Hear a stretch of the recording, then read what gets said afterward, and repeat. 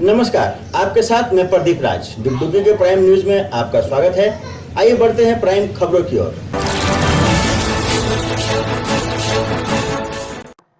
Kumardubi railway down पोल संख्या 231 के समीप पूर्वा एक्सप्रेस ट्रेन के सामने आकर एक युवती ने आत्महत्या कर अपनी जीवन लीला समाप्त कर ली।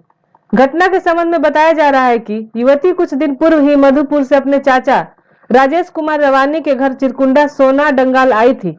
उसके चाचा ने बताया कि मेरी भतीजी खुशबू का दिमागी हालत ठीक नहीं था। वह घर से बिना किसी को कुछ कहे घर से निकल गई और यह घटना घटी।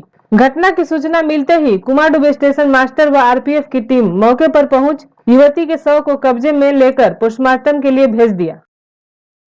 मेरा भतीजी थी, वो आए थे, हम थोड़ा दिमाग नहीं ठीक था उसका, उसी कारण से 3 दिन पहले लाए थे हम यहाँ पर चिरकुंडा में। हमने ठीक से थोड़ा सा रहेगा तो दिमाग ठीक से लग जाएगा। फिर हम अब चले गए धनबाद काम बात करने के लिए। इसके बाद हमसे कोई पता नहीं। लड़की एक पूर्वा एक्सप्रेस के आगे कूदकर जान दे दी और उसका बगल में मिला मोबाइल पर कॉल आया तो पता चला कि ये खुशबू कुमारी रंगासराय मधुपुर के रहने वाली है। ये अपने चाचा के घर चिरकुंडा आई थी और इसके चाचा का बयान है कि दिमागी हालत ठीक नहीं था, इसलिए यहाँ लाए थे कि अच्छा से कुछ दिन रहेगी।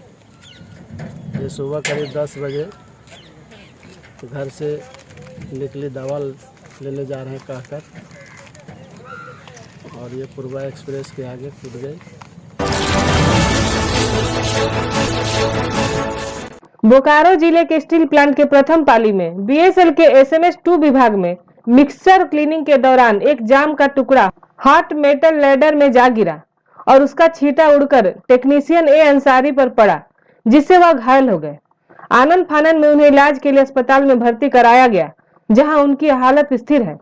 मौके पर पहुंचे अधिकारी ने आनंद फानन में उन्हें प्लांट के मेडिकल अस्पताल में इलाज के लिए भेजा, जहां मरहम पट्टी कर उनको बोकारो मुख्य अस्पताल में भर्ती कराया गया, जहां उनका इलाज चल रहा है।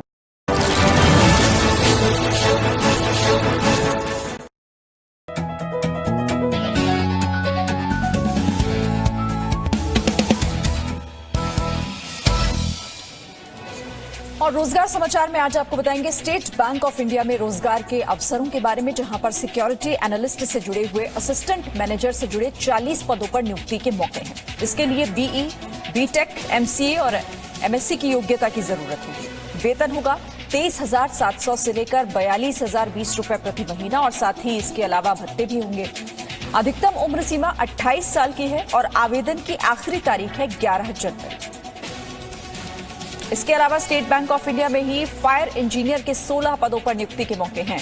योग्यता की जरूरत है बीई, बीटेक और ग्रेजुएट। वेतन होगा 23,700 से लेकर 42,020 रुपए प्रति महीना और इसके अलावा भत्ता भी मिलेगा। अधिकतम उम्र सीमा 40 साल तय की गई है और आवेदन की आखिरी तारीख है 11 जनवरी।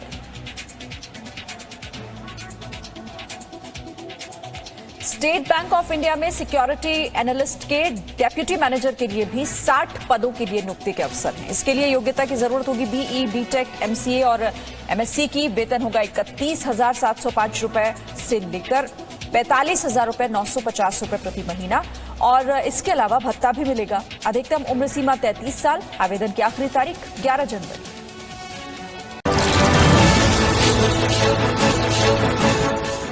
गल्फरबाड़ी ओपी क्षेत्र के नखड़ा कनाली गांव स्थित एक ईंट फैक्ट्री में बुधवार को दोपहर करीब 12 बजे हंगामा हुआ। मामला मदनपुर निरसा के एक ठेकेदार व उसके गुर्गों द्वारा 2 मजदूरों को जबरन ले जाने से जुड़ा था।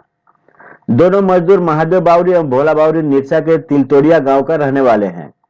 हो हंगामा सुनकर फैक्ट्री संचालक और उनके लोग जब आए तब तक उक्त ठेकेदार अपने गुर्गों के साथ भाग गया था। दोनों मजदूर ने इसकी शिकायत गल्फरबाड़ी पुलिस से की है। मजदूरों ने बताया कि दोनों ठेकेदार मकबूल के अधीन 3 साल काम किया, लेकिन उचित मजदूरी नहीं देने के कारण काम छोड़ दिया और फैक्ट्री में काम पकड़ लिया। ठेकेदार मकबूल जबरन हम दोनों से बंधुआ मजदूर की तरह काम कराना चाहता है। इनकार करने पर जान से मारने की धमकी देता है। कहा कि पिछले 6 माह से ठेकेदार के भय से घर नहीं गए हैं। परिवार भी दहशत में है। वहीं ठेकेदार के कहना है कि दोनों मजदूर ने एडवांस लेकर काम छोड़ दिया। एडवांस का रुपया लेने फैक्ट्री गए थे, उल्टा उसके साथ गाली गलौज और मारपीट की गई। आरोप गलत है।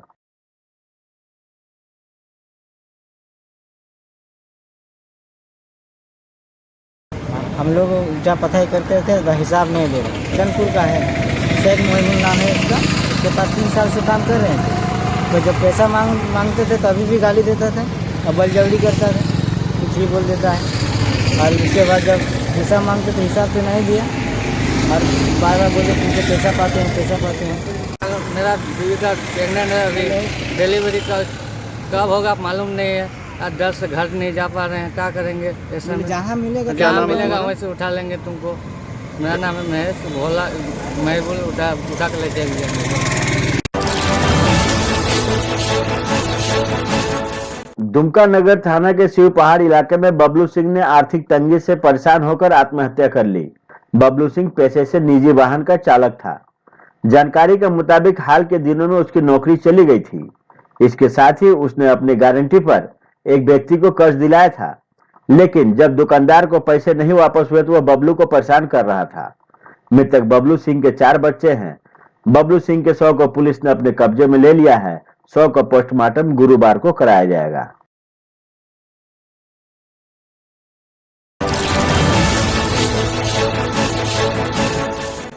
निरसा विधानसभा स्तरीय वाम जनवादी संयुक्त मोर्चा की बैठक बुधवार को मुगमा मोड़ स्थित मासस कार्यालय में हुई।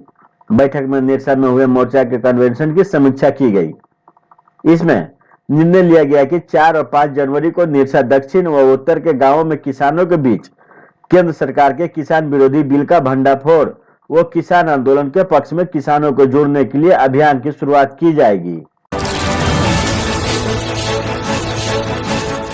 बोकारो जिले में कृषि मंत्री बादल पत्रलेख एक दिवसीय दौरे पर पहुंचे, जहां उन्होंने राधानगर पैक्स में आरओ वाटर ट्रीटमेंट प्लांट का उद्घाटन किया। साथ ही चास नगर निगम में सुविधा ऐप की लॉन्चिंग और सेक्टर 5 स्थित आशा लता दिव्यांग केंद्र में कृषि सम्मेलन में भाग लिया। इस दौरान बादल पत्रलेख ने मीडिया से बात करते हुए कहा कि केंद्र की भाजपा सरकार हमारे जीएसटी और रॉयल्टी के बकाया रकम का भुगतान कर दे तो हम यहाँ के किसानों को 2 लाख तक का कर्ज माफ कर दिखाएंगे।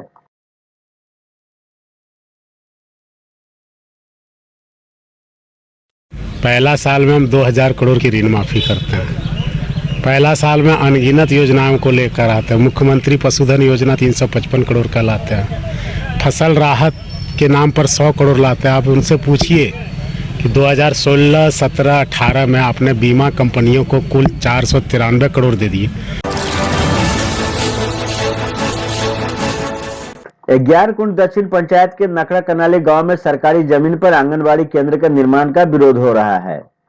बुधवार को निर्माण के लिए जैसे ही बुनियाद की खुदाई शुरू हुई तो हंगामा हो गया। गल्फावाड़ी निवासी सोहन राजवंशी एवं धर्मवीर राजवंशी का परिवार आ गया। महिला सदस्यों ने जमकर विरोध किया, बुनियाद पर बैठ गई और काम रोक दिया। सूचना पर मुखिया लक्ष्मी देवी एवं हल्का कर्मचारी अशोक कुमार मौके पर पहुंचे। विरोध करने वालों को समझाया, लेकिन कोई फायदा नहीं हुआ। सूचना पर गल्फाबाड़ी पुलिस भी पहुंची, लेकिन वे लोग मानने को तैयार ही नहीं थे। पुलिस को बेरंग लौटना पड़ा। सोहन एवं धर्मवीर ने बताया कि आंगनबाड़ी केंद्र निर्माण से उनके प्लॉट पर जाने का रास्ता अवरुद्ध हो जाएगा। घर बनने के बाद काफी परेशानी होगी। वहीं मुखिया लक्ष्मी देवी ने बताया कि सीओ से एनओसी लेने के बाद केंद्र का निर्माण हो रहा है। इसकी शिकायत सीओ व गल्फाबाड़ी पुलिस से की गई है। गोविंदपुर थाना क्षेत्र के बीच बाजार में बीते दिनों ज्वेलरी दुकान में अपराधियों ने लूट की कोशिश की थी। उसी मामले में गोविंदपुर पुलिस ने पूर्वी टुंडी थाना क्षेत्र से एक चोर को गिरफ्तार किया है। हालांकि 2 अन्य अपराधी पुलिस की गिरफ्त से बाहर हैं। बताते चले कि गोविंदपुर थाना क्षेत्र में बीते 15 दिसंबर को शिवशंकर ज्वेलर्स में 2 अपराधी घुस गए थे। ज्वेलरी दुकान के कर्मचारी को मारकर घायल भी कर दिया था, लेकिन शोर शराबा होने के बाद अपराधी वहां से भाग खड़े हुए और लूट की घटना को अंजाम नहीं दे सके। घटना के बाद पुलिस ने कट्टा भी बरामद किया था, जिसे भागते समय अपराधी ने फेंक दिया था। उसी कांड में पुलिस ने एक आरोपी को पूर्वी टुंडी थाना क्षेत्र से गिरफ्तार किया है, जबकि 2 अपराधी पुलिस की गिरफ्त से बाहर हैं। तो ये थी अब तक की खबरें। आप देख रहे थे डुगडुगी न्यूज। अब मुझे दीजिए इजाजत और हमारे चैनल को सब्सक्राइब करना ना भूलेंगे। नमस्कार।